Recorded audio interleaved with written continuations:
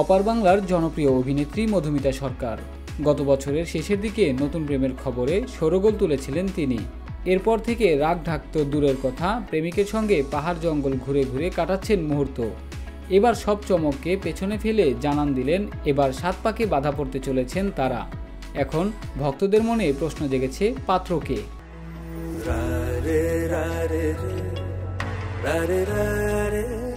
ভারতীয় গণমাধ্যম জানিয়েছে দেবমাল্য চক্রবর্তীর সঙ্গে বিয়ে করতে চলেছেন মধুমিতা।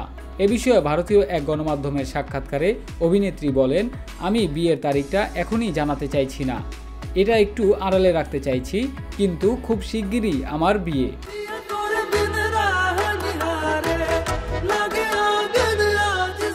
বিয়ের ভেন্যু চূড়ান্ত হওয়ার কথা স্মরণ করে মধুমিতা সরকার বলেন, তবে কোনো শপিং বা কিছু এখনও শুরু হয়নি, এগুলো পুজোর পরে শুরু করব।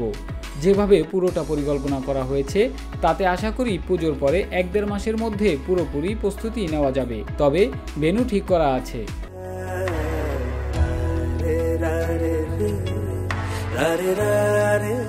এর আগে মধুমিতা সরকার বিয়ের তারিখ নিয়ে বলেছিলেন, এই বছরের ডিসেম্বর কিংবা আগামী বছরের গোড়ার দিকে বিয়ের পরিকল্পনা রয়েছে, কারণ শীতকাল আমাদের দুজনেরই বেশ পছন্দ। বিয়ে না হওয়া পর্যন্ত পাহাড়ে স্মৃতি তৈরি করে যাব।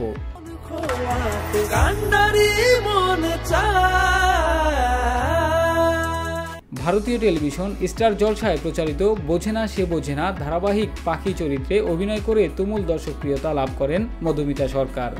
বাংলাদেশেও তার ভক্তদের সংখ্যা কম নয়।